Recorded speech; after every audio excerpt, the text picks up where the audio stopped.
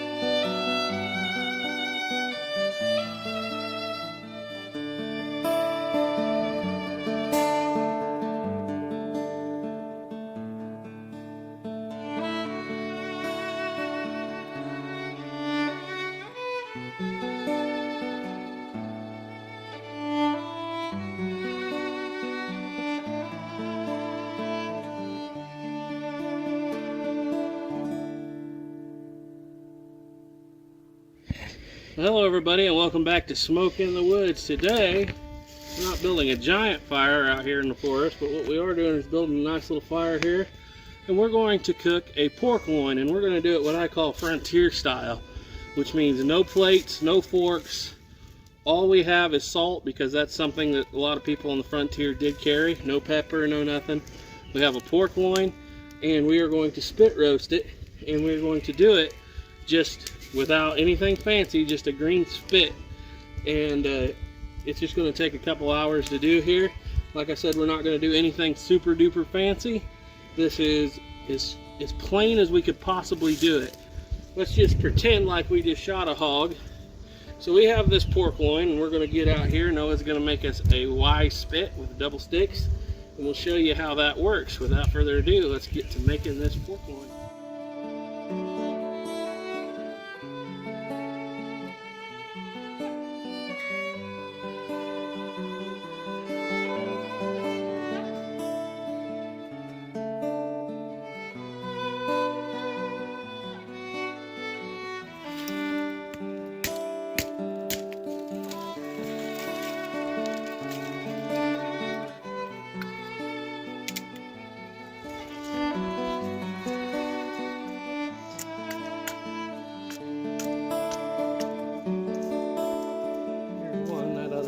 one side.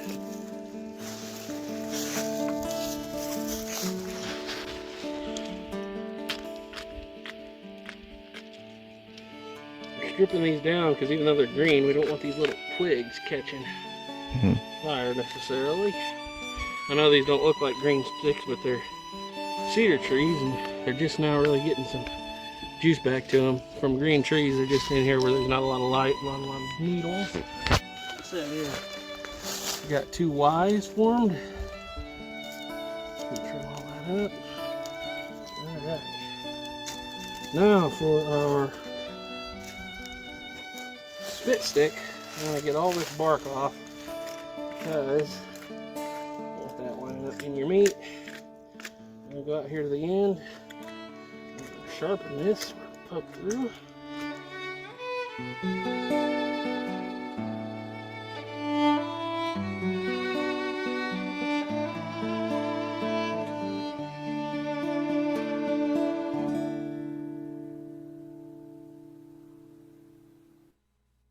Alright, so we have our pork loin here, and if I was doing this professionally, I would truss it with butcher's twine, make it really presentable, and I'd also use double sticks to pin it in so I could spin it just right. But like I said before, this is a frontier pork loin, and so what that means is we're going as simple as possible. What we're going to do is slide that right about there.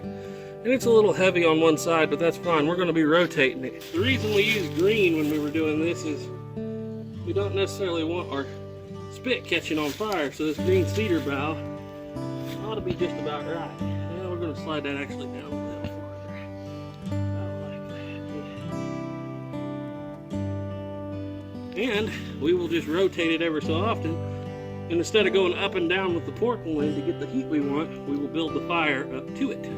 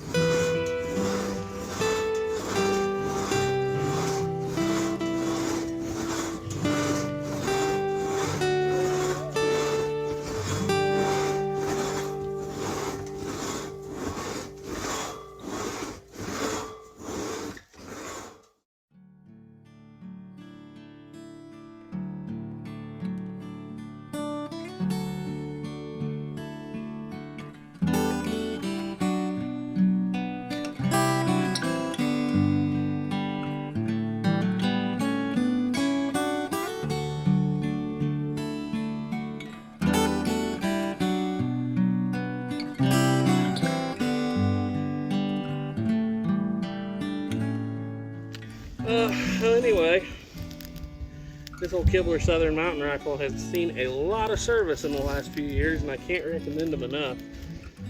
This one's in 36, and probably my favorite gun of all time at the moment. This is something you would have seen east of the Mississippi in the 1800s, obviously, quite often.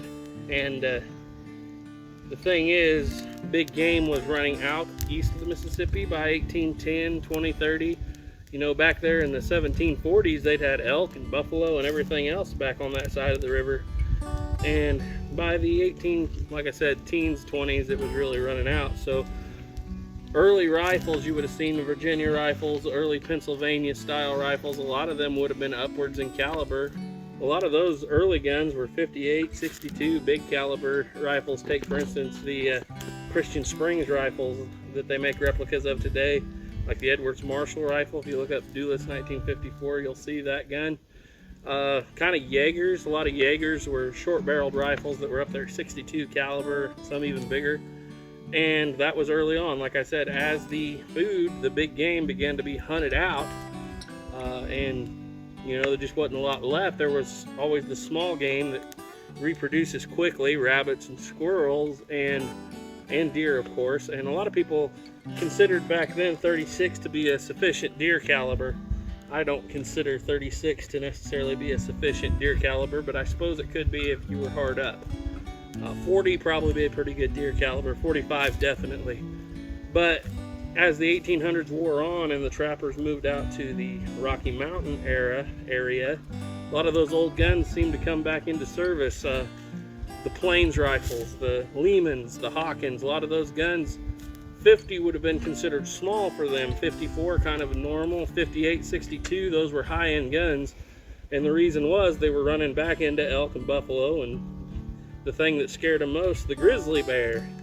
And so they needed those big caliber guns to deal with those issues. So you're not going to see a lot of 36 caliber rifles over in the Rocky Mountain area in the fur trade, which is kind of what I'm portraying. But if you were back there in Tennessee, which a lot of people still were, not everybody went west, there were a whole lot of 40s, 30, 36, 32, 45, 50s.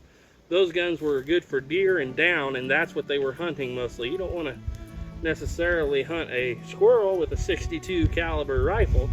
You could hunt them with a 62 caliber smoothbore, which was also a pretty prevalent thing to do, but a good shooting straight 36 caliber was a good squirrel rifle. Really the caliber of the guns east of Tennessee. I believe Davy Crockett's main go-to rifle was actually in a 41 caliber, the real David Crockett. And I believe he was recorded to have killed quite a few black bears with that gun. So yeah, they used the smaller calibers. Not only is it better for small game, a lot of people back there in the Tennessee mountains didn't have a lot of money, and so it's cheaper to shoot. In this gun, I'm only burning 30 grains of powder and a 36 caliber round ball. That makes a pound of powder go a whole lot farther than one of those big 62 caliber rifles where you're burning 110, 120 and up and shooting that big caliber ball. So that's one of the reasons why these are so popular. Obviously the trade guns and the smoothbores were always still popular, far more than these, but this is the Southern Mountain Rifle, and it's kind of something I fell in love with. Kind of always look at it, stops and reminds me that there's always more history going on east side of the country than there is west. But after Lewis and Clark in 1803 and getting on further on, we tend to only think of history west of the Mississippi. A whole lot of history going on back there east of the Mississippi, and this rifle always reminds me of that. Well, it's about time to turn this meat. If we were doing this on the grill, this would have salt and pepper and all kinds of stuff on it, and I would have trussed it with butcher's twine to make it a perfect shape. I would have put some olive oil on it to hold the seasonings, but we're not doing it that way. We're doing it frontier style. So all I'm using is what a frontierman might have had, and he might not even have this, is just a little bit of coarse salt. And what I'm going to do is I'm just going to dribble a little on there. I've already put some on when we started, but every time we turn it, I'm going to dribble a little bit more on the top. And what's going to happen is, as it bakes, it'll kind of suck down into the meat there, and when I turn it over, it'll hopefully stay on because it's been on the top for a few minutes. And so we'll just keep doing that every time we rotate it.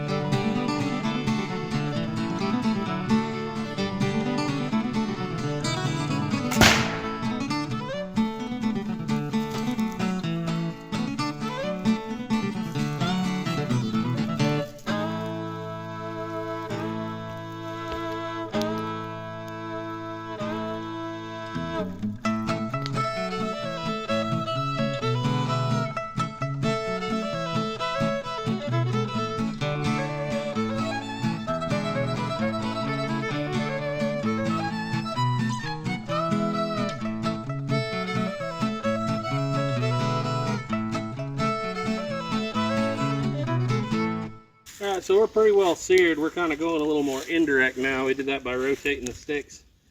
Something about cooking on a spit, you don't have to baste and add a lot of moisture because you're constantly turning it every 5 minutes or so.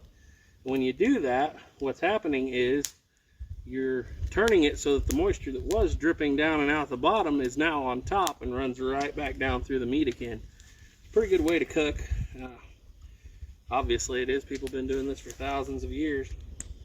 But there's better ways to do it. You could cook this in a Dutch oven or in cast iron, or even put it above the fire on a tripod on a pot of water and boil it. But I prefer this way. I like to get a little smoke taste in the meat myself. Now, if I was living like this every day, which as far as you know I am, right? But if I was living like this every day, having smoky meat would get old probably pretty quickly. And so a lot of times in the period paintings and drawings of the Mountain Men era or the early 1800s, they have not even necessarily cast iron, but a lot of times just a tin pot that looks like a can. And they'll be boiling the meat in there and making soup out of it, because you're not losing any drippings, any fat, anything. When you're making soup, you're getting everything. And that's one of the reasons soups, stews were so common. You don't want to waste anything, because they obviously weren't quite as heavy as I am. And so they needed every bit of fat they could possibly get. One of the reasons beaver tail meal was so popular was it was a reservoir of fat in that beaver tail, and they needed that fat because most of the meat they were eating was so lean, buffalo and other things. I've actually heard it said that you could starve to death on it if you just had straight, say, elk or something continuously, because there's not enough fat content in there. So if you had something like a pork loin back then, you would probably make it into a stew or a soup, because nothing is leaving that liquid form, nothing's leaving that pot. It's all there. When you eat it, you get everything you need out of it.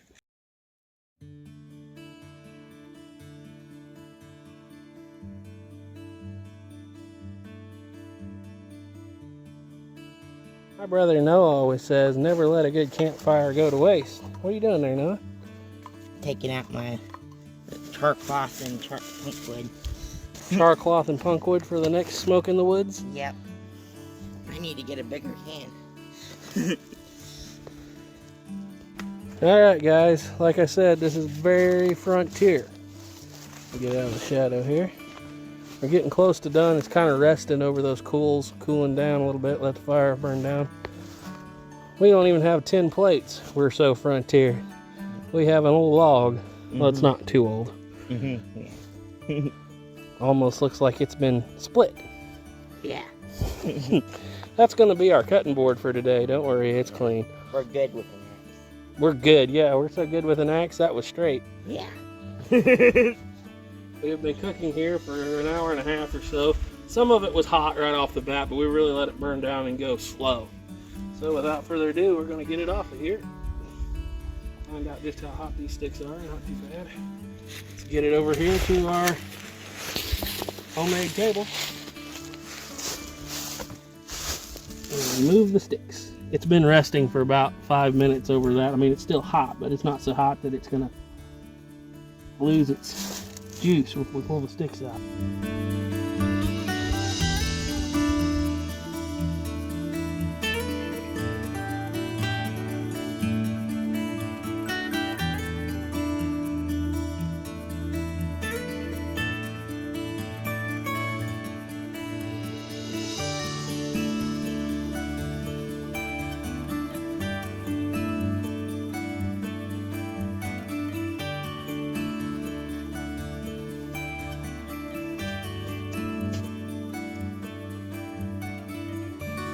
It's been resting here for a few minutes. She's nice, cooled down. Like I said, this is frontier, no forks. So without further ado, you want to bring the camera in here, Noah? Let's cut this thing right down the middle and see what we got. Let's see if we can get our knife clear through there. Oh yeah, now this is what we're looking for. Still juicy, not too pink in the middle, but not dried out at all. So, without further ado, trim that down. We lost some of the bark there, Noah. We're gonna stab her with a knife.